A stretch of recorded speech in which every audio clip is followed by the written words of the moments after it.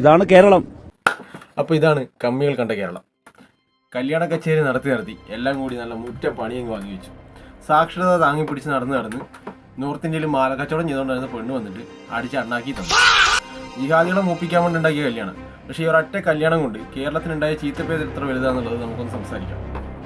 നമുക്കെല്ലാവർക്കും അറിയാം, കേരള സ്റ്റോറി എന്ന് പറയുന്ന സിനിമ ഇറങ്ങിയതിന് ശേഷം എൻ്റെ കേരളം ഇങ്ങനെ അല്ലേ എന്നും പറഞ്ഞ് താങ്ങി പിടിച്ച് റീൽ വിട്ടുണ്ടെന്ന് കുറേ സെലിബ്രിറ്റീസിനെ നമ്മൾ അവന്മാരുടെ താങ്ങിപ്പിടുത്തം കഴിഞ്ഞ പാടെ ഈ കല്യാണം അങ്ങോട്ട് വന്നു. ഈ മോണാലിസ എന്ന് പറയുന്ന പെൺകുട്ടി നമുക്ക് എല്ലാവർക്കും അറിയാം, കുംഭമേളയിലൂടെ ഫേമസ് ആയിട്ടുള്ള ഒരു സെലിബ്രിറ്റി ആയിട്ടുള്ള കുട്ടിയാണ്. അങ്ങനെയുള്ള ഒരു പെൺകുട്ടി ഇവിടെ ഒരു മുസ്ലിം ആയിട്ടുള്ള യുവാവിനൊപ്പം കേരളത്തിൽ വന്ന് കല്യാണം കഴിക്കുമ്പോൾ 10 കേരള സ്റ്റോറി ഇറക്കുന്ന സമയത്തുണ്ടാകുന്ന നറേറ്റീവാണ് ആ ഒരൊറ്റ കല്യാണം നടത്തി കൊടുക്കുന്ന വഴി കേരളത്തിന് വന്നത്. അല്ലെങ്കിൽ തന്നെ കേരളത്തിലെ മറ്റ് സംസ്ഥാനങ്ങളിൽ തീവ്രവാദത്തിന് താങ്ങി നടക്കുന്ന സംസ്ഥാനം എന്നുള്ള നല്ല ചീത്തപ്പേര് നമുക്കുണ്ട്. അതിന് വേണ്ടിയിട്ടുള്ള കൃത്യമായ എലമെന്റ് ജിഹാദികളെ താങ്ങാൻ വേണ്ടിയിട്ട് നമ്മളെടുത്ത രാഷ്ട്രീയ പാർട്ടികൾ ഓരോ സമയത്ത് പൊക്കുമ്പോൾ നമുക്ക് ആ ചീത്തപ്പേര് കൃത്യമായ രീതിയിൽ പതിച്ചു തരുന്നു. അതിലേറ്റവും വലുതും നമുക്ക് ഏറ്റവും വലിയ ചീത്തപ്പേരാവുന്ന സാധനമാണ് ഈ കല്യാണം.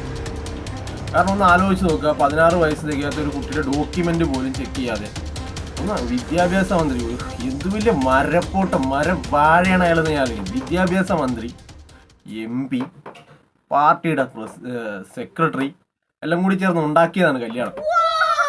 ഒരു സർട്ടിഫിക്കറ്റ് വെരിഫൈ ചെയ്യേണ്ട ബോധം പോലും ഇല്ലാത്ത ഏതോ കിഴങ്ങൻ അമ്പലത്തിൽ നിന്ന് രജിസ്ട്രാർ ഒപ്പിട്ട് കൊടുത്തിരിക്കും. വെളിവും വെള്ളിയാഴ്ച പോങ്ങന്മാർ. അവസാനം ഇപ്പോൾ കേരളത്തിൽ വരുന്ന ചീത്തപ്പേര് എത്ര വലുതാണ്. പ്രായം തികയാത്ത ഒരു പെൺകുട്ടിയെ ജിഹാദ് നടത്തി കല്യാണം നടത്തിച്ചു കൊടുക്കുന്ന സംസ്ഥാനം, അതിനെല്ലാ സപ്പോർട്ടും കൊടുക്കുന്ന ഗവൺമെൻറ്റുള്ള സംസ്ഥാനമായി മൊത്തം രാജ്യത്ത് കേരളത്തിൽ വരുന്ന എത്ര വലിയ ചീത്തപ്പേരാണ്. അതിവിടെ ആരും സംസാരിക്കുന്നില്ല.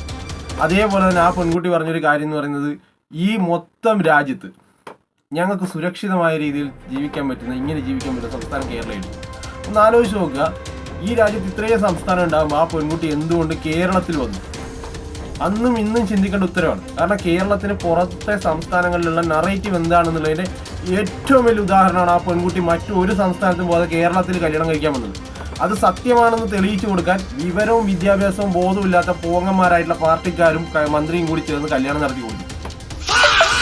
അതായത് ഒരു കേരള സ്റ്റോറി ഉണ്ടാക്കിയ ചീത്തപ്പേര് മായ്ക്കാൻ നോക്കിയിട്ട് ഒരു 10 കേരള സ്റ്റോറി ഉണ്ടാക്കി വെക്കേണ്ട അത്രയും ചീത്തപ്പേര് ഈ വിവരമില്ലാത്തവന്മാർ കേരളത്തിന് ഉണ്ടാക്കിക്കൊണ്ടു.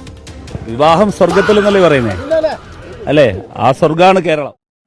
എന്താണോ എന്തോ.